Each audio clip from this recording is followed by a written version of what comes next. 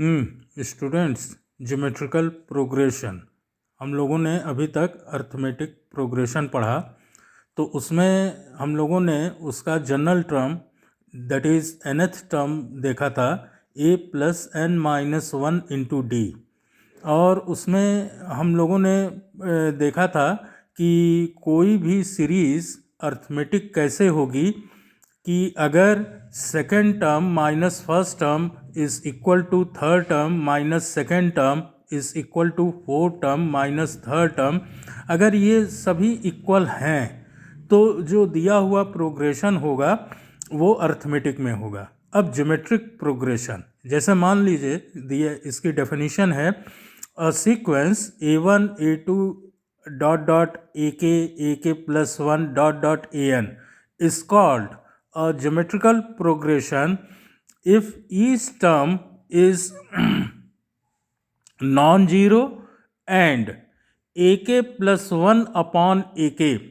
इसका मतलब समझिएगा कि जैसे ये टर्म है ak प्लस वन और इसके पहले है ak, कहने का मतलब कि जो भी टर्म हो आप कंसीडर करें वो टर्म और उसके ठीक पहले वाला टर्म, अगर इन दोनों का रेशियो एक कांस्टेंट हो, उसको उस कांस्टेंट को हम लोग स्मॉल r से डिनोट कर रहे हैं फॉर ऑल के ग्रेटर देन और इक्वल टू वन, क्योंकि इसमें ये कहा गया है कि ये जो टर्म्स हैं a1 a2 up to an ये सभी नॉन ज़ीरो होने चाहिए। ठीक है, के ग्रेटर देन और equal to n one. The constant ratio is called it's common ratio. Arithmetic progression में हम लोगों ने देखा था कि कॉमन डिफरेंस, क्योंकि वहाँ पर T2 minus T1 is equal to T3 minus T2 ऐसे होना चाहिए। यहाँ पर क्या है कि ये जो कांस्टेंट रेशियो है इसका मतलब समझिएगा कि A2 upon A1 should be equal to A3 upon A2 equal to A4 upon A3। मतलब ये जो रेशियो हो हर एक उसके सेकंड अपॉन फर्स्ट टर्म जैसे वो सेम होना चाहिए। इसीलिए मैं कह रहा हूँ कि second term upon first term equal to third term upon second term equal to fourth term upon third term. अगर ये सभी इक्वल हैं और उस कांस्टेंट को हम लोग स्मॉल r से डिनोट कर रहे हैं, तब जो सीक्वेंस होगा वो ज्योमेट्रिक प्रोग्रेशन कहलाएगा।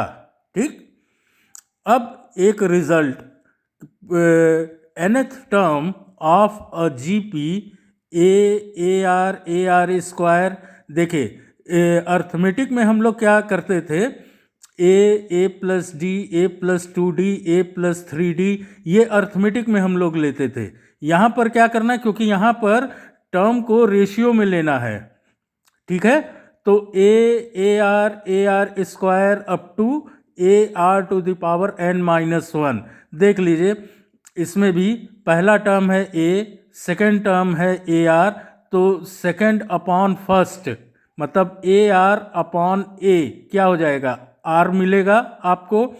अब थर्ड अपॉन सेकेंड मतलब ए r square upon A R, तो ए कैंसिल और आर स्क्वायर अपॉन आर बचा। तो जो डिनोमिनेटर वाला आर है न्यूमरेटर वाले आर स्क्वायर को कैंसिल करेगा तो स्मॉल आर बचा। तो देख लीजिए यहीं से कि second upon first is equal to third upon second. तो जब हम लोग जनरल टर्म इसका कंसीडर करेंगे तो किसी भी ज्योमेट्रिक प्रोग्रेशन का जनरल टर्म हम लोग देखते हैं a r square up to a r to the power n minus one. ठीक है, तो with first term a and common ratio r is given by t n equal a into r to the power n minus one. ये ध्यान दीजिएगा, arithmetic progression का general term था a plus n minus one into d. अब geometric progression का जो nth term है या जनरल टर्म है वो होगा a into r to the power n minus one. ठीक, ये फार्मूला याद रखिएगा, ये प्रूफ आपको नहीं करना है। ठीक है, अब ज्योमेट्रिक सीरीज पे आइए।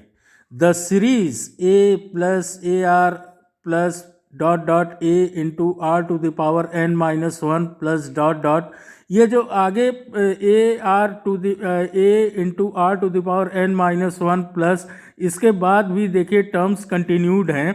वो इसलिए कि कोई भी सीरीज़ हो, चाहे अर्थमेटिक हो, ज्योमेट्रिक हो, हार्मोनिक हो, कोई भी सीरीज़ हो, सीरीज़ के टर्म्स फाइनाइट नहीं होते हैं, इसीलिए हम प्लस लगाकर टर्म्स को कंटिन्यू कर दिए हैं डॉट डॉट करके। Is called a geometric series, ऐसी सीरीज को a plus a r plus dot dot a r to the power n minus one, ऐसी सीरीज को हम ज्योमेट्रिक सीरीज कहते हैं।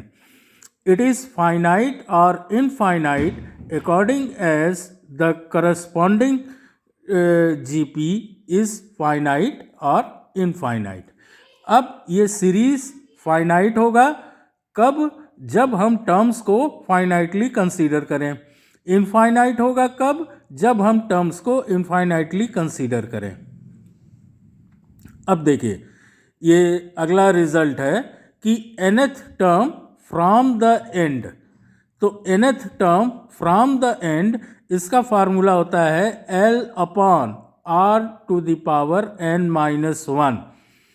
अब हम लोग जरा अर्थमेटिक प्रोग्रेशन में याद कर लें कि nth term from the end, तो वहाँ पर फार्मूला था L minus n minus one into D.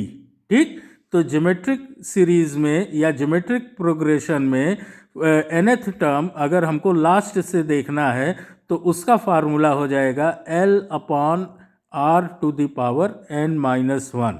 ठीक है, तो अभी nth टर्म पे हम लोग कंसीडर करते हैं, इसके बाद इस पर बेस्ड कुछ क्वेश्चन हम लोग देखेंगे और फिर हम आपको आगे वाला टॉपिक पढ़ाएंगे।